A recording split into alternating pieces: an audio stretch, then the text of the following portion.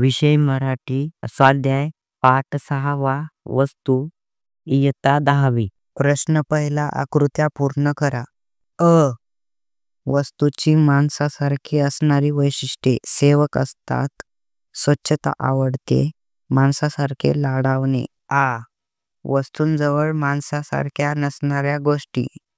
जीव, मन. इ. कवीने वस्तूवर मानवी भावनांचे केलेले आरोप. वस्तू सुखावतात. वस्तू सेवक असतात. लाड करून घेतात. वस्तू मरण पावतात. प्रश्न दुसरा. कारणे लिहा. अ. वस्तूंना जपावे आणि त्यांचे लाडही करावेत कारण वस्तूंना जपावे आणि त्यांचे लाडही करावेत कारण नंतरच्या काळातही त्या आपला स्नेह जिवंत ठेवणार आहेत. आ. वस्तूंना हक्काच्या घरात राहू दिले जात नाही कारण वस्तूंना हक्काच्या घरात राहू दिले जात नाही कारण त्यांचे आयुष्य संपते. प्रश्न तिसरा. काव्य सौंदर्य. अ. कवितेतील खालील ओळींचे रसग्रहण तुमच्या शब्दात करा. वस्तूंना मनही नसेल कदाचित पण ते असल्यासारखे वागलो तर वस्तू प्रचंड सुखावतात. आशय सौंदर्य. वस्तू या कवितेत कवी द. भा. धामणकर यांची निर्जीव वस्तूंनाही सजीव प्राणिमात्रासारख्या भावना असतात. त्या संवेदनशील असतात. तसेच वस्तूंना सहानुभूतीने समजून घ्यायला हवे आणि त्यांना प्रेमाने वागवायला हवे असे प्रतिपादन केले आहे. काव्य सौंदर्य. बहुतेक माणसे वस्तूंना निर्जीव समजतात आणि त्यांच्याशी निर्दयतेने वागतात.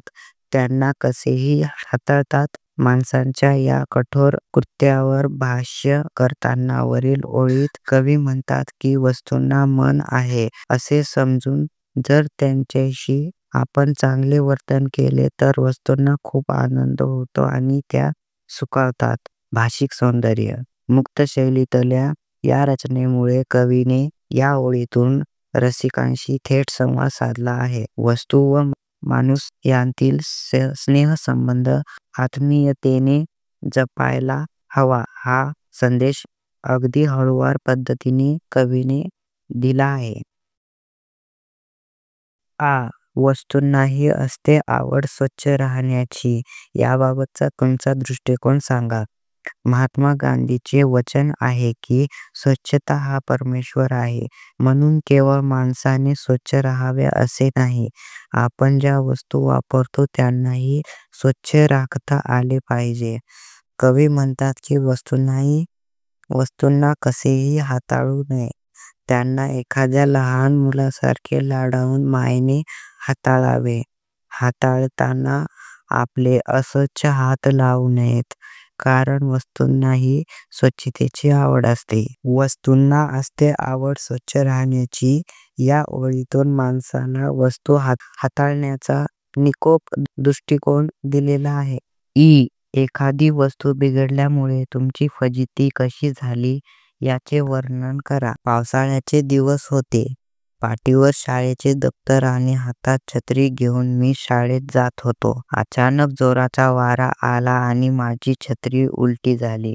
मी आणि माझं दप्तर दोघेही ओले झालो. शाळेत जाण्याऐवजी मला परत घरी जावे लागले. माझी खूप फजिती झाली. घरी गेलो आणि आधी दप्तरातील पुस्तके आणि रजिस्टर बाहेर काढली.